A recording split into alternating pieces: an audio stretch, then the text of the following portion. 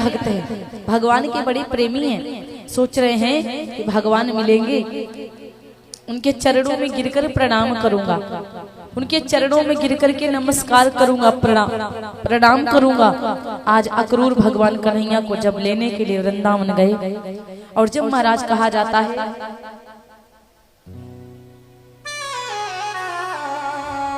हे भगवान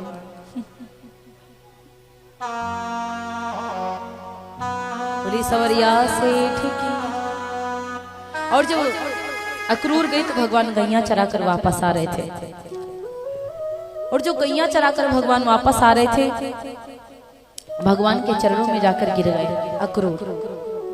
और जब भगवान के चरणों में अक्रूर जाकर गिरे,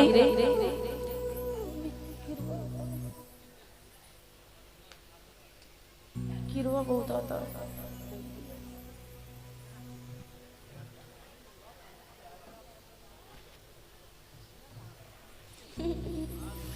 बोली व्यास भगवान की जय। ये मालन में कीड़ा बहुत आते हैं, ये अच्छी बात नहीं है, पता नहीं कहां से तोड़ लाते हैं। बोली व्यास भगवान की जय, बोली उमापति महादेव की जय। माला लाने वाले को नहीं कह रही, माली को कह रही है, कम से कम फूल को झाड़ तो देना चाहिए, कब तक खजुए बैठा हो तो गड़बड़ नहीं हो जाएगा। बोली सवरिया सेठ की जय। तू महाराज कहा जाता है कि अब इस प्रकार से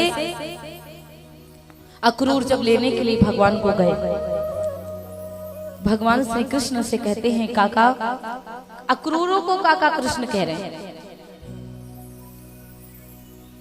कि मैं आपको धनुष यज्ञ दिखाने के लिए लेने आया हूँ, आपके मामा का बुलावा आया है। ये बात यशोदा मैया गोपियों को पता, सारी गोपियां यशोदा मैया बड़ी व्याकुल हो गई, बहुत परेशान है, बहुत दुखित है। और जब बहुत परेशान हुई, दुखित हुई, भगवान श्री कृष्ण जी को खूब मनाती है, मत जाओ कृष्ण छोड़ करके, लेकिन कहाँ मानने वाले श्री कृष्ण।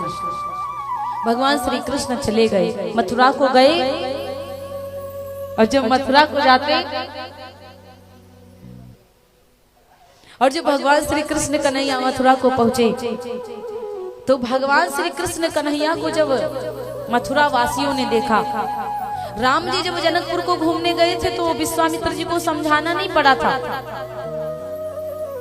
यशोदा मैया उधर बहुत व्याकुल, बहुत रो रही हैं। जब से कृष्ण चले आए ना मथुरा, वृंदावन से मथुरा, तब से भोजन नहीं बना है। मधुबन चली गई गोपियां, महलों को नहीं आ रही, इधर लेकिन आनंद आनंद कृष्ण आ गए भाई।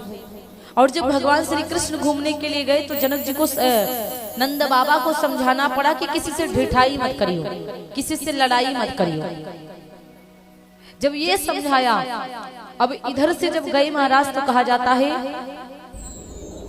अब कृष्ण कन्हैया को सारी महिलाएं अटारियों से देख रही, ऊपर से देख रही, और ऐसा सुंदर रूप है। बड़ी सुंदर बात कही कि खूबसूरत जमाने मां तुम सा नहीं, खूबसूरत जमाने